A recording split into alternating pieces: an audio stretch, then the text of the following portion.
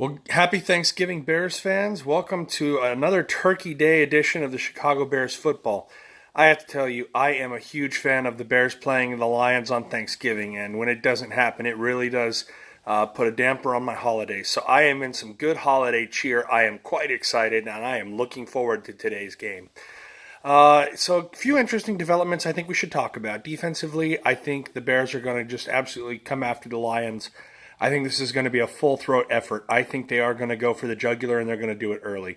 You're going to see Mac blitzing. You're going to see Floyd blitzing. You're going to see Akeem Hicks just bull rushing through the guard and the tackle, stunts, twists, you name it. Cornerback blitzes, Bryce Callahan, Kyle Fuller. You might even see Amos on a blitz. He's proven before that he has a knack for it. Jackson can occasionally shoot through those gaps. You've also got Roquan Smith and you've got Danny Trevathan coming up through the middle. I'm telling you, this is going to be an all-out attack. Matthew Stafford proved last game that if you can get him to move off his spot, you can rattle him. So I think that's what the Bears are really going to focus on doing. They're going to work on rattling him, getting him moving, getting him inaccurate, and hopefully getting the ball up there for their DBs to take advantage of. Offensively, looking forward, I think you're going to see a very different game plan than you've seen recently with Chase Daniel starting over Mitch Trubisky. So some things that you really need to be aware of.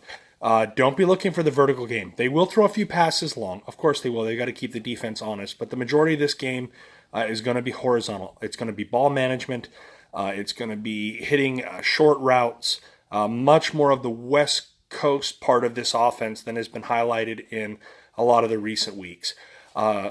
You're going to see probably a good dose of Howard. If there's a week when Howard is going to absolutely come back to the forefront and be used, this is that week. So if you've got Jordan Howard on your fantasy team, you really might consider starting him. I think this is going to be a week where he has the potential to absolutely break out. Why do I think that? Well, Ashawn Robinson is probably out. Ezekiel Ansah is out. And the Lions continue to be hurting. I think they have at least one linebacker out. And some defensive backs are injured.